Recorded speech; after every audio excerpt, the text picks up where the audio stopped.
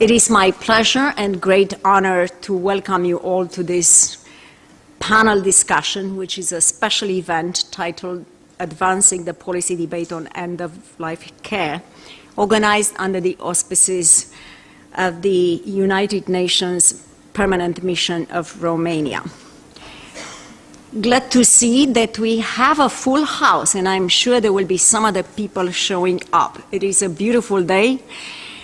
It is a full house, as it should be for such an important topic to be debated. I'm Anna Lita, co-founder and executive director of Global Bioethics Initiative, a not-for-profit organization dedicated to foster public awareness and understanding of bioethical issues and exploring solutions to bioethical challenges. One of those challenges, of course, is the end-of-life care.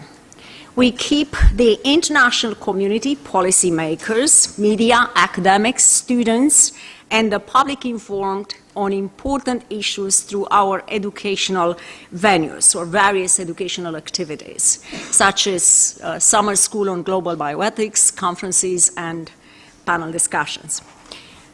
I would like to pay special tribute to the staff of the Permanent Mission of Romania, whose efforts behind the scene have made it possible for all of us to be here today. We sincerely thank you for enabling this timely debate. His Excellency Dr. Ion Ginga, the permanent representative of Romania to the United Nations, regrets that he has other official responsibility today at the UN. He is in fact leading negotiations at the United Nations Conference on Population and Development just next door. We hope he will join us for the cocktail reception. In his place, it is my pleasure to welcome His Excellency Mr. Gheorghe Necula, Minister Counselor and Acting Deputy Permanent Representative of Romania Mission to the United Nations. And I also want to acknowledge the wonderful presence of His Excellency Mr. Vladimir Drobnjak, the Permanent Representative of Croatia to the United Nations. Both of our Excellencies will make brief remarks shortly. I would like to thank our distinguished panelists who took time from their very busy schedules to participate in this debate, some of whom have traveled from afar to join us. We are also greatly looking forward to your expert remarks and the conversation you will spark. A warm welcome to our sponsors, volunteers, to my wonderful intern students, friends and conference participants who expressed their desire in attending the discussion.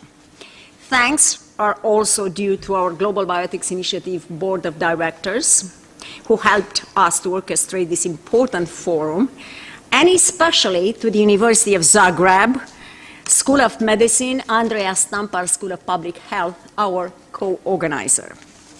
Population aging is expected to exert a growing strain on health, on healthcare systems, economies, and social institutions. It is a global challenge for the future provision of healthcare as the world faces a growing aging population. The United Nations Sustainable Development Goals of the new Agenda 2030 pledge to, quote, leave no one behind, unquote, and older people are included in no less than 15 of the goals. We will have a role to play in meeting the challenges of an aging population worldwide, all of us. The panel discussion today provides a platform for a diverse set of stakeholders, including United Nations member states and United Nations agencies and civil society, to undertake a policy dialogue and to enable a better understanding of progress made and challenges faced in ensuring access to quality healthcare services, including palliative care for older people. Our distinguished panelists will further define the problem and briefly debate possible solutions. Afterwards, we will welcome all of you to make your comments, expose your ideas, give us your feedback, and and ask questions in a post-panel Q&A session. I invite you to contact us by visiting www.globalbioethics.org, where you will find a vast resource on the issue which is going to be debated today and on global bioethics. Also, if you would like to visit us, our office is just across the street on the 5th floor at the United Nations Church Center, as it is called. We will now proceed with a few introductory remarks from our guests of honor, after which I will lead over to our moderator, Mrs. Susan Moderas, United Nations correspondent, who will introduce the other speaker and lead the panel discussion. And it is my pleasure to now invite His Excellency Mr. Georgian Ekula to deliver opening remarks on behalf of the Permanent Mission of Romania to the United Nations, followed by His Excellency Mr. Vladimir Dvorak, the Permanent Representative of Croatia to the United Nations. Thank you. Sorry. Can you hear me? Okay, thank you. Your Excellencies, distinguished panelists, ladies and gentlemen, it gives me great pleasure to welcome you all at the opening panel of the Age and Longevity in the 21st Century Conference, co-hosted by the Global Bioethics Initiative and by the Permanent Mission of Romania here at the United Nations. At the onset, allow me to highlight the great importance my country attached to the topic of the conference we inaugurate today. The global demographic trend we witness at present time invite us, UN member states, to actively consider measures and means to improve the quality of life and welfare of older persons who represent an ever-growing proportion of our population. As a member and current chair of the Commission on Population and Development and long-standing member, former chair and vice chair of the Commission for Social Development, Romania has committed to seeing the human rights approach integrated into implementation of the Agenda 2030 and of the Sustainable Development Goals worldwide. We firmly believe that all social and development policies we promote as governments must hold at their core the well-established human rights principle of the respect for the individual's life and dignity, regardless of the age group they belong to. Ladies and gentlemen, thus, UN member states cannot enact and implement comprehensive policies that truly leave no one behind in the absence of well-informed counsel and expertise received from established professionals and activists working in the field of social development. It is for this reason that the Permanent Mission of Romania is partnering with the Global Bioethics Initiative to present this timely topic to the United Nations audience today. I would like to thank the tireless and dedicated executive director of the GBI, Dr. Annalisa, and the distinguished speaker we are about to hear in a few moments for the opportunity they are providing us all to learn from their expertise in policies regarding aging. I wish all conference participants fruitful discussion throughout the 3 days of the program. Thank you for your attention, and good luck.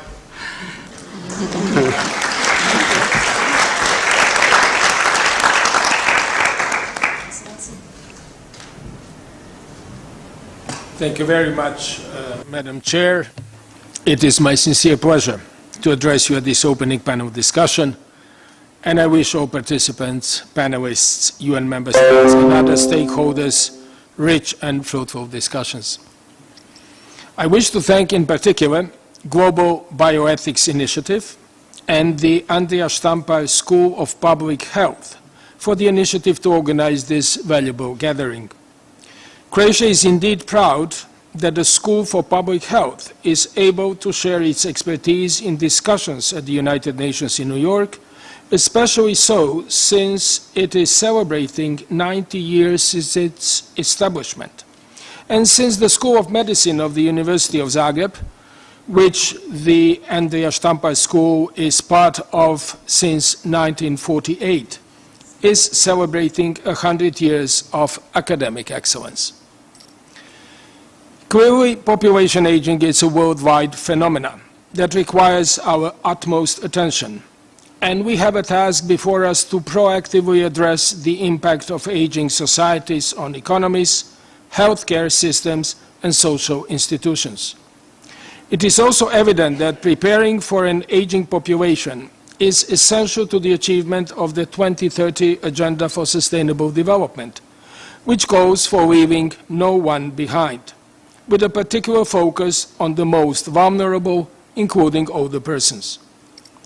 The fact that the aging cuts across various goals of 2030 Agenda, including health, economic growth and decent work, poverty eradication and sustainable cities, points to the intersectional approaches necessary to fulfill the needs and realize the rights of older persons. This overarching goal in this context is achieving healthy aging, whereby in preserving physical and mental capacities of older persons, they can be active agents of development and continue to contribute to their communities. Policy responses and measures needed to overcome the challenges posed by the aging population to society, governments, and older persons themselves are manifold. Issues of social protection, rising prevalence of non-communicable diseases, and therewith related pressure on public health systems, income insecurity, poverty, adequate housing, prejudice and discrimination against older persons. All this come to mind, and the list is very long. Additionally, it is particularly worrying that existing disadvantages that persons struggle with in the course of their lives, including on the basis of gender, race, disability, or other factors, only tend to be further aggravated by older age. So, let me conclude with this brief introduction by thanking you once again, thanking co-organizers of this conference, which will, there is no doubt about it, provide valuable insights into preparing for economic and social transformations associated with aging and enabling older persons to lead healthy and productive lives. Thank you very much for your attention.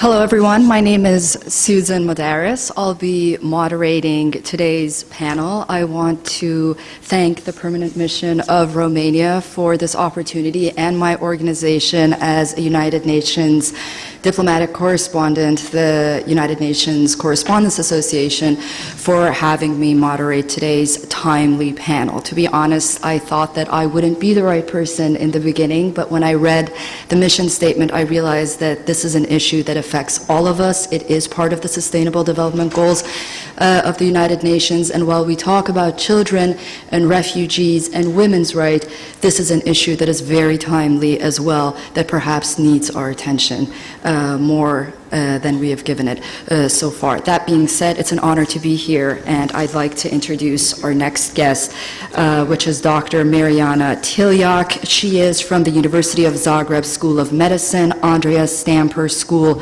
of Public Health. She is a medical doctor, a specialist of social medicine and organization of healthcare, and also a professor of biostatistics. She has gained a lot of awards, and she has, during the Homeland War in Croatia, she was engaged in providing care for displaced persons, so she has a very impressive profile, which I will let her continue Thank you so much, Doctor, for joining us. Thank you very much. What I have to do? Thank you very much. Your Excellencies, respectful guests, respectful members of this conference, I would like to say a few words about my institution. My institution is the School of Public Health, which is part of 100-year-old School of Medicine, which is in a capital. Where is the presentation? Sorry.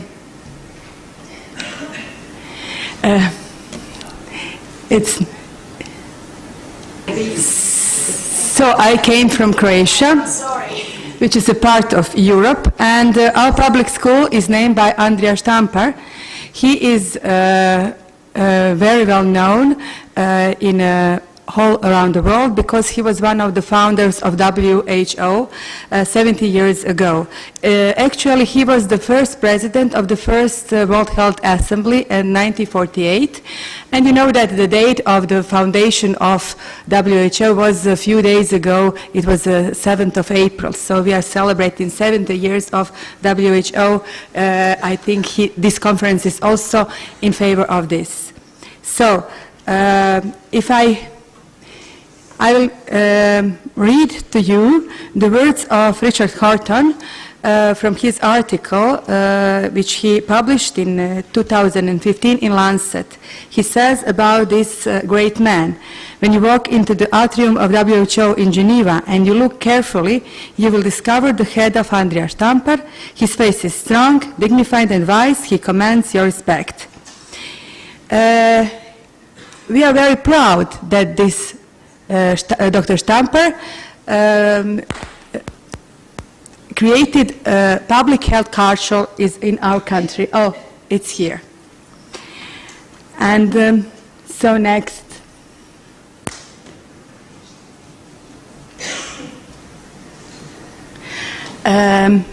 Now we are facing, okay. Now we are facing the, once more please.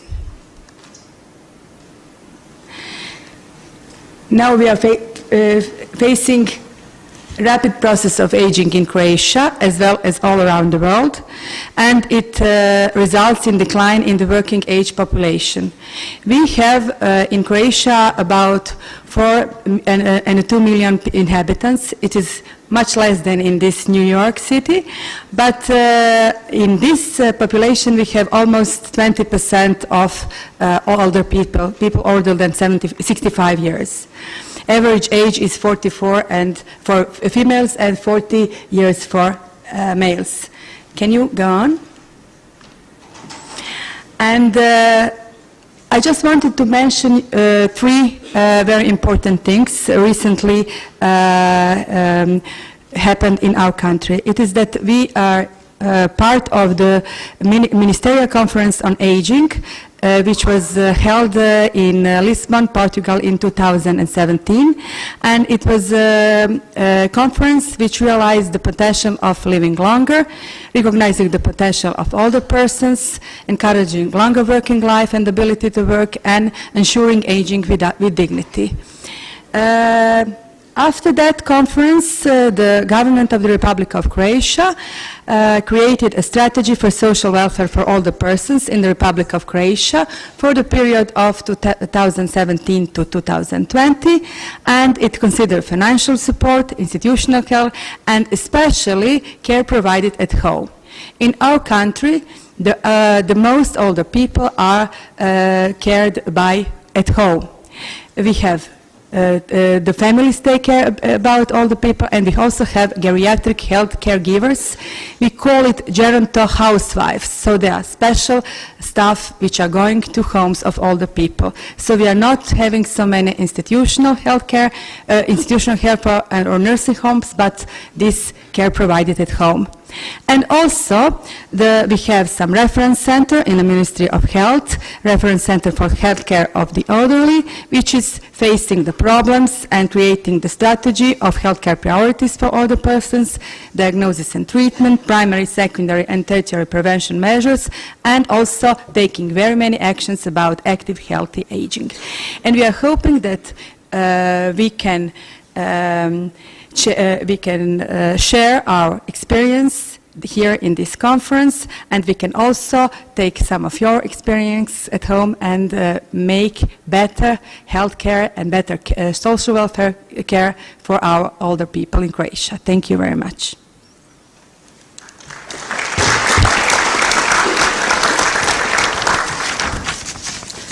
Thank you so much. I'd like to direct your attention to a video by Ms. Daniela Bass, who is the Director of the Division for Social Policy and Development at the United Nations Department of Economic and Social Affairs, and she's been in that position since May of 2011. She's a political scientist with a major in international politics, and she couldn't be with us today due to her other engagements, traveling, but she did send us this video, so let's take a look.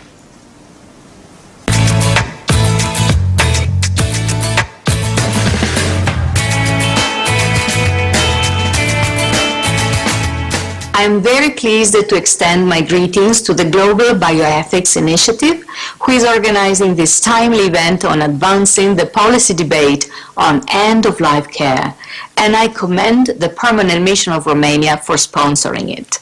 Today, most people throughout the world can expect to live into their 60s and in most countries well beyond. Some will reach a point in older age where they are no longer able to perform basic tasks or may face a life-threatening illness and will be in need of palliative care. Others will not. In any case, we want to focus on the concept of palliative care that has been evolving throughout the years. Where it previously focused on people with terminal illnesses and or institutional or specialist care, the scope of palliative care today has expanded to include a wide range of health conditions, care settings, and caregivers groups. Not only does it now aim at improving the quality of life for patients, but also their families throughout prevention and relief of physical, psychosocial, and or spiritual suffering. The World Health Organization has issued a World Report on Aging and Health in 2015, and by looking at that, we can learn that the need for palliative care is growing worldwide. According to the World Health Organization's 2015 World Report on Aging and Health, around 40 million people need palliative care every year, and approximately 80% live in low and middle income countries, and some 67% are aged 60 years or older. So you see, these numbers are expected to increase, given that the number of older persons is projected to globally outnumber youth, reaching 1.4 billion by the year 2030. It is therefore deeply concerning that 80% of the world's population lack access to medications used in palliative care, and 42% of countries have no palliative care services whatsoever. Earlier this year, the Commission for Social Development organized a high-level panel on the outcome of the third review and appraisal of the Madrid International Plan of Action. The global review highlighted the right to end-of-life palliative care and the dignified death as one of the key emerging issues. Against this background, there is a need for policy responses in face of the unmet growing need for palliative care.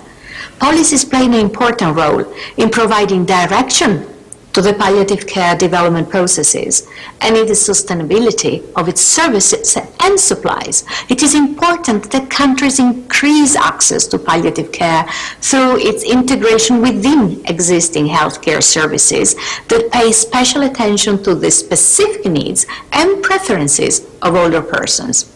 There is a need to address the critical shortage of trained palliative care professionals and to invest in palliative care research, While countries are at different stages of policy development to support palliative care, many are recognizing that this is a time for a global debate. This summer, the division I lead, the Division for Social Policy and Development in DESA, will support the 9th session of the General Assembly's open-ended working group on aging for strengthening the protection of the human rights of older persons and the policies for human rights to be implemented. For the first time at the United Nations governments, national human rights institutions and non-governmental organizations will engage in an interactive debate on what's needed for older persons to have a long-term and palliative care in a dignified manner. As the international community focuses on inclusive and people-centered approach on health issues in line with the Sustainable Development Goals 3, particularly the one on health and well-being, well, this should be given particular attention in order to make sure that the effective and equitable palliative care services are a component of integrated treatment throughout the life course to ensure dignity at end of life. Therefore, again, I congratulate for this initiative, for the support from the Romanian Permanent Mission, and I wish you a very productive discussion. Thank you.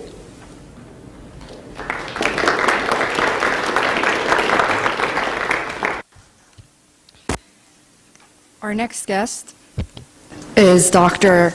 Nata Minadbe. She is the Executive Director of the World Health Organization Office at the United Nations, New York, and she's been in that position since May of 2015. Since 2010, she was the WHO representative in India, supporting the government's efforts in tackling health and health system challenges.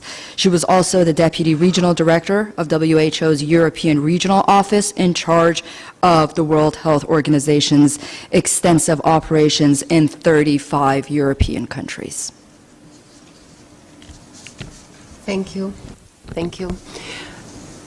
It is a great pleasure and an honor to be able to talk to you today and to share WHO's perspective on this very important issue. And of course, indeed, this is days when we are celebrating 70 years of WHO's establishment. And that's, again, this year's theme is universal health coverage, and that's also what we will be talking today about. Thirdly, I had the privilege to visit Andrija Stampar School in Croatia, and of course we are very honored and proud to have him as the first president of the World Health Assembly. This was a man of great vision, and he left incredible vision and the way forward for WHO, which we have been trying to carry forward, and this is part of the process. So very happy to be again here with you. As we all know, people live much longer lives today, but it's not necessarily that they live these lives healthier. And today's 70s unfortunately have not become 60s, so people don't feel as they should be feeling in their 70s because they have multiple diseases because of history of life, because of prevention, and because of ability to address people's functional needs with aging that we are all striving to achieve. So even worse so, it is only some countries that are able today to have adequate coverage with the devices and medicines and other quality of life improvement opportunities for their aging populations. And these are mostly well-off societies, but the poorest countries and even middle-income countries where needs are greatest are actually not having those opportunities. So I think we need to be aware of that. Next slide, please. So WHO's Global Action Plan on Aging and Health, which is having a 5-year span, has 5 strategic objectives and a couple of 2 important goals. We are trying to work around them and advance them. Of course, they take into consideration equity aspect, which is the biggest issue here. We want to have every country equitably able to provide to its population whatever is needed, especially for the aging population. But we have also produced the World Aging Report, which has put together evidence around the state of affairs in this very important topic as we are facing it today. Next slide, please.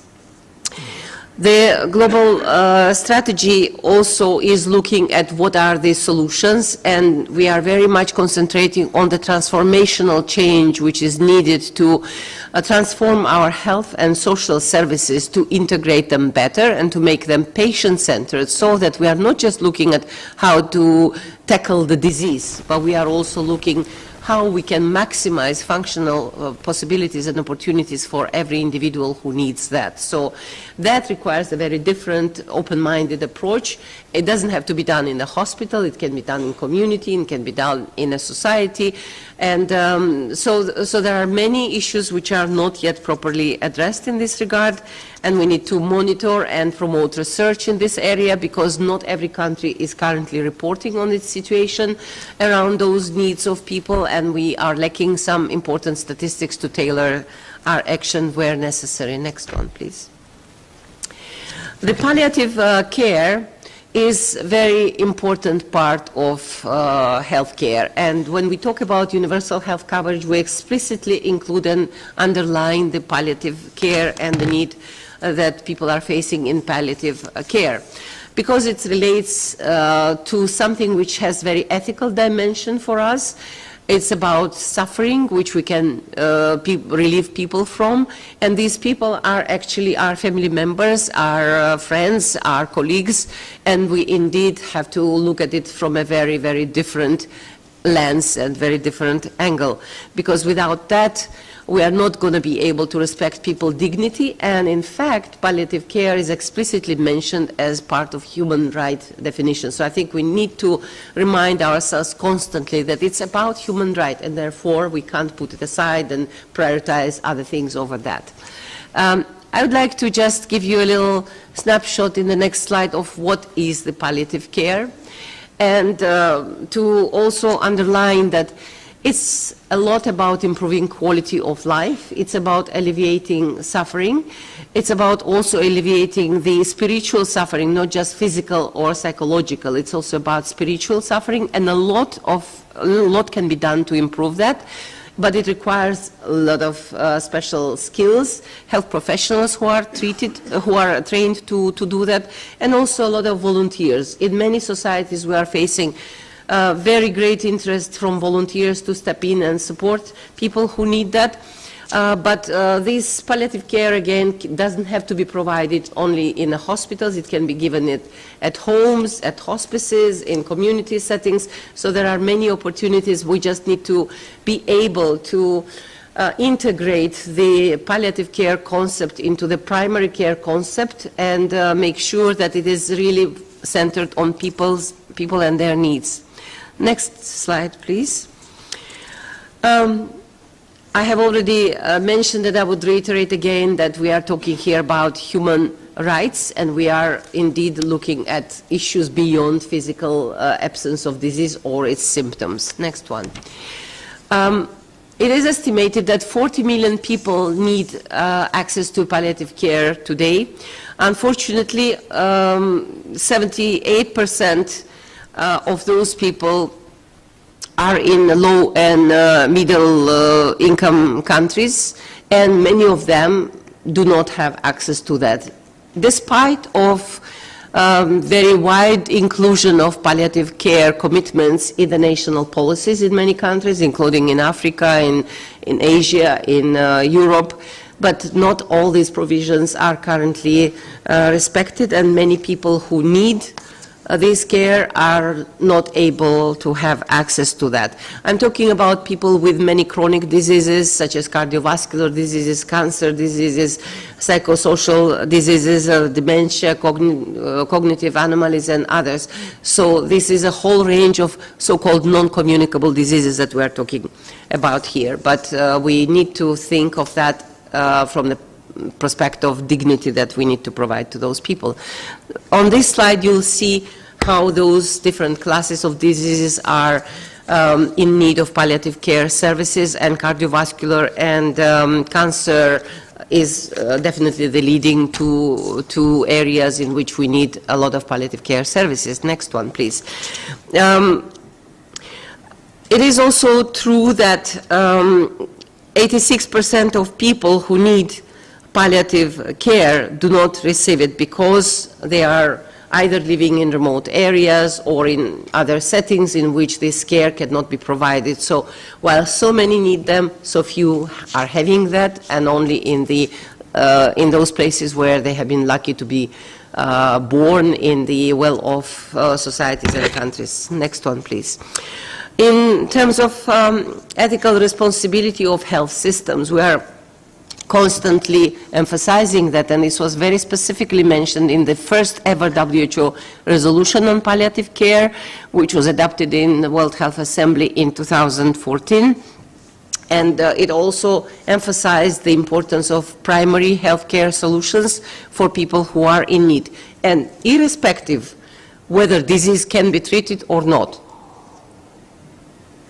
I think this is making palliative care so different from any other services we are talking about, because we are always aiming at curing people or alleviating their symptoms. Here we are irrespective whether disease can be treated or not. It's our ethical duty and responsibility to provide those services, ensure that people have access to them. Next one, please. I wanted to share with you some of the statistics, and I'm not asking or expecting you to go into each of those graphs, but it is just showing that there is a lot of inequality in terms of how people in different parts of the world can access the services they need. And this is showing that in some parts it's a bigger problem than in the other parts, and that we need to address this global inequality in a multi-sectoral and global response manner. The next one also shows to you that there is much better situation in terms of inclusion of palliative care concept in national policies, and provisions should be there. So there is, at least on the legal side, we are having better situation in these terms. Next one shows that funding for palliative care is differently available in different parts of the world, and we need to work collectively on prioritizing it and making it available in every setting. In low-income countries, obviously, there are much lesser resources available, but we have to look at innovative solutions that can be providing those care services in a low-cost setting. So we need to promote research and innovation in this regard. Next one, please. In the access to medicines issues, I think we have been measuring like how much of oral morphine tablets are available for those who need them and suffer from pain. And access to this medication is, again, not always available. Sometimes, because it's a controlled medicine, some regulations make it even not available for people who need them for palliative care purposes. So it is included in the WHO essential drug list. Most of the Western European countries would have it accessible in every pharmacy, but in the developing country settings, there are difficulties, and also there are some barriers which take those medicines away into illicit drug use. So we have to also deal with that problem when we're talking about patients who need them to alleviate their pain. Next one, please. So in terms of way forward, we need to advocate and create greater awareness and better understanding of the needs of people, and policymakers should fully understand what this entails. We need to work with the local communities to make sure that there is an understanding and awareness in the local communities, in hospices and other settings. We need to ensure that government secures its support and commitment to scale up and provide institutional and community level support to people in need. And we need to also develop guidelines and tools and train health professionals. WHO is, of course, doing a lot of work in terms of technical assistance to countries and providing training and manuals and guidelines in this regard. But unless we make palliative care an integral part of our bigger work on universal health coverage and ensure sustainable financing for those services, we will not be able to make it equitable and available for everyone who needs it. So that was my short intervention, and once again, thank you for inviting WHO to be part of this important deliberation. Thank you.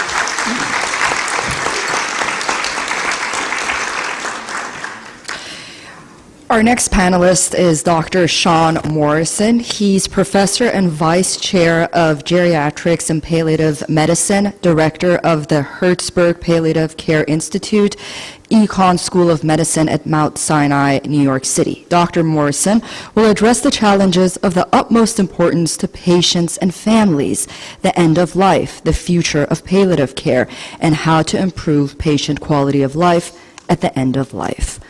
Dr. Morrison. So, thank you very much for, can you hear me? Is it on? Didn't sound. That's much better, thank you.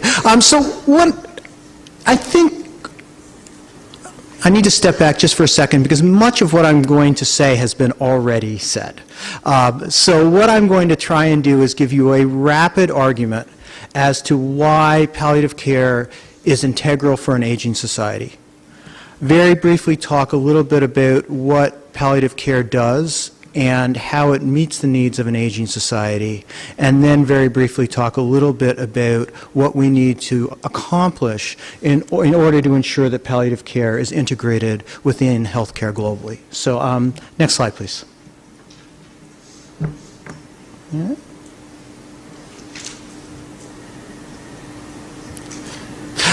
So this is, I suspect, not news to anyone, but this is life expectancy from what I have arbitrarily termed the time when human beings first walked across the ice cap into North America, somewhere on the order of, I don't know, can you slide the slide down just a little bit? There we go, thank you. Somewhere on the order of about 20,000 years ago, up until 2018. And what I want to point out to all of you is that life expectancy in North America, and indeed on planet Earth, stayed almost exactly the same for close to 20,000 years. That is somewhere between age 30 and age 40. And it was only very, very recently that we have seen this huge increase in life expectancy and longevity. By the way, does anybody know what accounted for this? It's great to be able to talk about this at the UN. I'm sorry? Plumbing. Plumbing, yes, plumbing, thank you. Most people think it's antibiotics. It's not. It is public health. When we figured out that separating sewage from drinking water in the mid-1800s was a really good idea, that's when we double human life expectancy. And what that means, next slide please, and this is, I'm going to take over, this is not PowerPoint, it appears, because all of my slides that are supposed to come in don't come in, so you're going to get the answer to the jokes.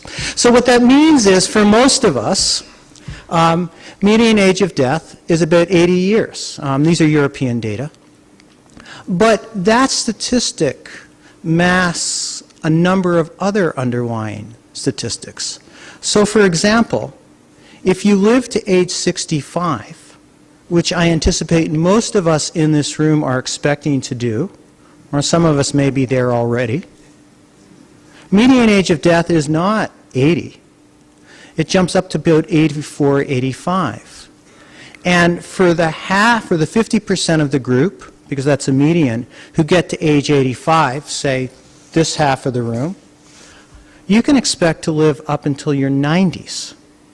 And then the quarter of the room, we'll take this bottom group here, because they were brave and sat down here. Those of you who are going to get to age 90, you can expect to live into 95, 96, well into your late 90s. And as pointed out, not only are we going to see a doubling of the population over the age of 80 by 2030, But that's one of the key trigger points, because at that time, the number of older adults is going to equal the number of younger adults. And we're going to talk about why that's important in a minute. Next slide, please.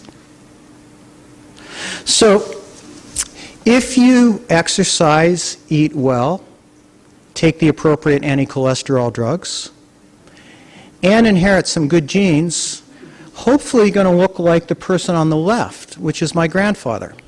That was taken around his 85th birthday. He had retired. He was actually a very successful New York City business person, retired at age 55 because he figured he had about 10 to 15 more years to live.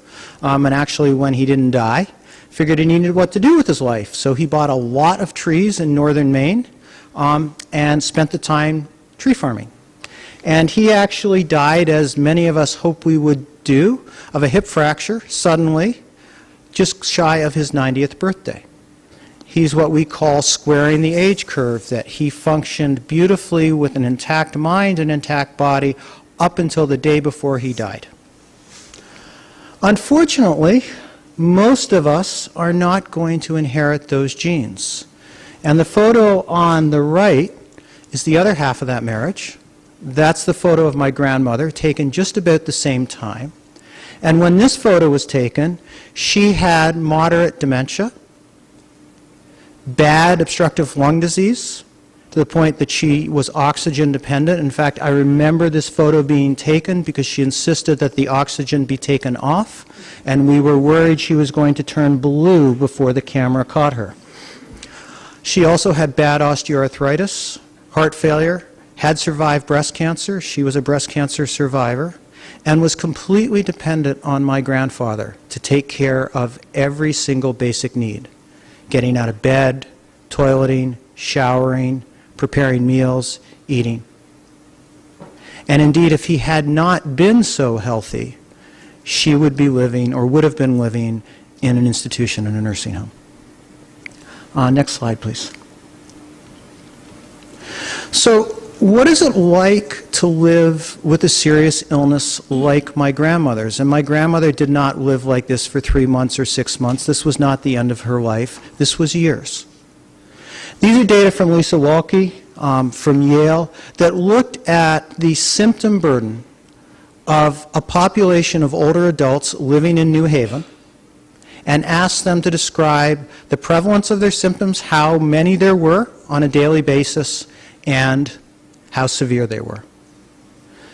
And what you can see is that they range from about a third who report anxiety on a daily basis, all the way up to almost 90% who are reporting limited activity. And the stars, those symptoms that are starred, fatigue, discomfort, breathlessness, pain, lack of appetite, insomnia, depression, are those symptoms that were present on a moderately to severely stressful level on a daily basis. Why is this so distressing? Because we have very good therapies for most of these symptoms. And the fact that people were still reporting them on a daily basis, even though it's New Haven, is problematic. Next slide, please.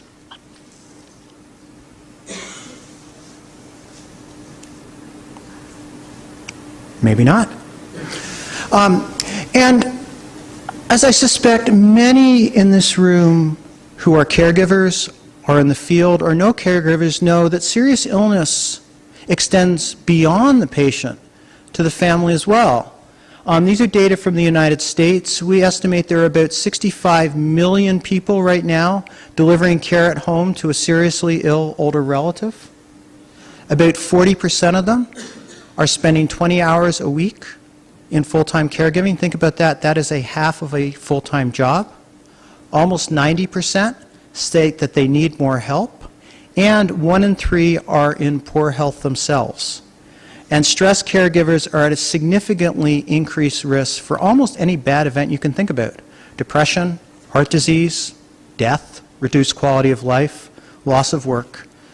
And the uncompensated financial cost of this in the United States alone is about $370 billion. Now, earlier it was mentioned that how did palliative care fit into the UN's mission? Well, clearly care of older adults is important, but it's a women's health issue. When you look at this population, 80% of caregivers are women. That is why I have good long-term health insurance, because I have 2 sons. Next slide, please.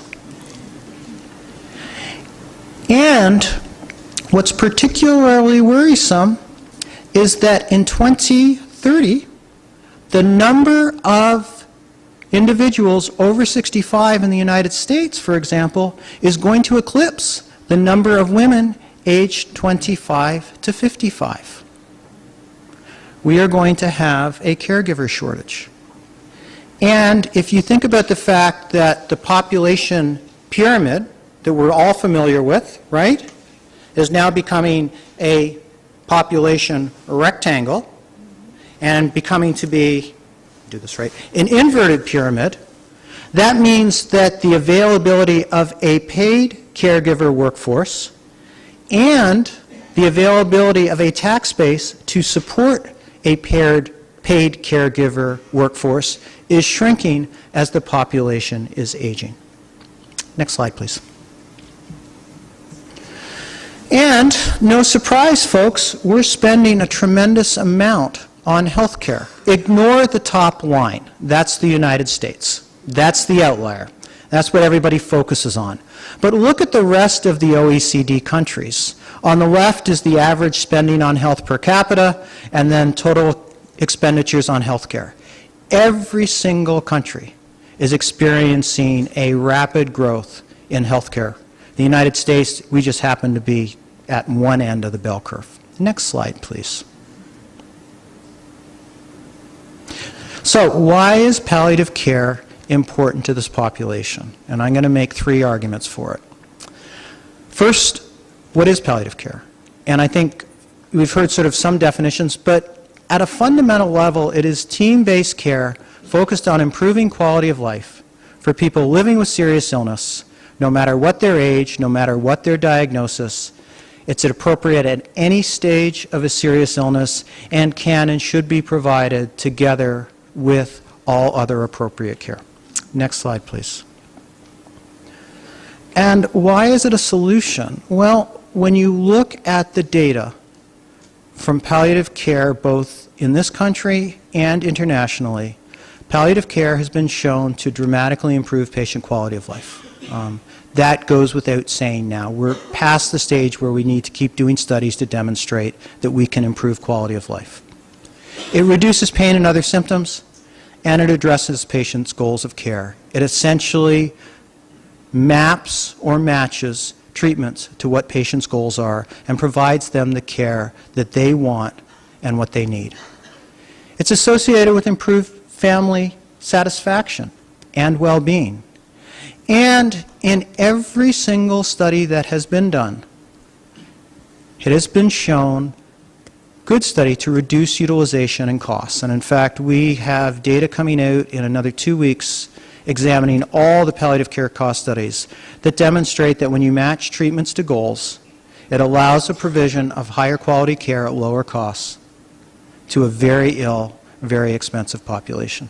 In some way, and it's one of the few areas that really truly meets the triple aim of healthcare. Better patient, family experience, better population health, lower costs. Next slide, please. And how does it help bend the cost curve for all of those countries at a national level? It's because that costs are not equally distributed. What these data and what this complicated slide shows is on the left-hand side is the total population ordered by healthcare spending. So at the top, you see the top 16% of spenders. Those are the folks in the palliative care population, those living with serious medical illness. On the right-hand side is the percentage of their healthcare spending. And what I want to point out is that 16% of the population is accounting for about 50% of all healthcare spending. And if you narrow that and look at 5%, that 5% is accounting for about 45 to 50% of all healthcare spending. Everybody in this room, right? You guys are the blue bars, typically the worried well. You're accounting for, about 5% of healthcare spending. So if we really want to get a handle on escalating healthcare costs and a patient population that, as I've demonstrated to you, is in tremendous need, palliative care provides that solution. Next slide, please. So, what are the barriers in access, and why is it not universally available? Well, there are 4. There's a workforce, there's an evidence base, infrastructure, and I would argue, very importantly, attitudes and beliefs. First of all, there's a workforce problem. Palliative care is a relatively new specialty across the world. And most of us who went through medical school within the past 25 years have not been trained in the core knowledge and skills of palliative care. I came down to this country to go to university, ended up staying at the University of Chicago for 4 years for medical school, then went off to New York Hospital up the road to do 3 years of internal medicine residency, went across town to Mount Sinai to do another 3 years of training in geriatrics and health services research. In a 10-year medical education, had a 30-minute lecture on pain management, which occurred in my first-year pharmacology course, and it dealt with how opioids are broken down in the liver and then excreted in the kidney. That was it. My experience in terms of communicating serious illness to a patient came my first day of internship in the intensive care unit when somebody my age with advanced AIDS, remember this was the midst of the AIDS epidemic in New York City, looked up at me and asked me if he was going to die. And the only thing I knew was that was not a yes or no question or answer. I had no idea how to respond to that. Those are skills that we should be teaching, and we have an entire generation of healthcare workers who have never received that training. So not only do we need to educate the future generation of healthcare professionals, we need to retrain those of us who are in practice right now who never received that. We need an evidence base. We need an evidence base. Imagine if you came into my office as a patient with diabetes or high blood pressure, severe high blood pressure, and I looked at you and said to you, you know what? For your disease, I have one class of medications. They have 5 side effects associated with them. There is an entire population that is addicted to these medications and dying as a result of their use. That's what I have for you. That's the evidence base for the treatment of pain. Could you imagine if this was hypertension, high blood pressure, diabetes? We need an evidence base. We need an infrastructure. We need programs in communities and hospitals. You know, I would not go into a hospital in this country with a serious illness that didn't have an intensive care unit, and yet we do that all the time in terms of thinking about going into a hospital with serious illness and it doesn't have a palliative care program. And we need to change our attitudes and beliefs. Next slide, please. I was struck by the fact that the title of this conference was End of Life Care. Apologies, Anna. This I pulled from the UK, their National Health Service, where they described their new initiative to tackle the taboo on discussing death, the strategy proposed, a national coalition to raise the profile of end-of-life care and change attitudes to death and dying in society. The National Council for Palliative Care has set up the Dying Matters Coalition. Good luck. Next slide, please. Because I got to tell you, folks, people have an abiding desire not to be dead. And if you start by promoting good end-of-life care, care at the end of life, a better dying process, let me tell you, that doesn't sell well on Madison Avenue. And in fact, this is not something that is a result of our 20th century modern technology. It's not only a distinctly American phenomenon. You know, we can go back to Homer, who writes, "Better to flee from death than feel its grip." Shakespeare, the weariest, most loathed worldly life that age, ache, penury, and imprisonment can lay on nature is a paradise to what we fear of death. And I know I've got to stop using this quote because of who made it, but it's still so funny. I don't want to achieve immortality through my work. I'd rather achieve it by not dying, says Woody Allen. Next slide, and I'm almost done. Language really matters. Because if we are going to improve care for people's serious illness along the course of illness and at the end of life, we have got to recognize that most people who need palliative care are not actively dying. And even among the subset that are, no one really wants to die, given the alternative. And even those who care for them are often unable to accept that death is inevitable until it is truly imminent. I don't think about dying as a real fact for me. It's a hypothetical. So we need to stop talking about end-of-life care. Next slide. And final slide. This is how we need to be talking about care for serious illness. This is the American Cancer Society's Cancer Action Network's public relation campaign, not for cancer, but for palliative care. This is the type of images that we need to be talking about. And these are the patients and families we need to be thinking about caring for. Thank you very much.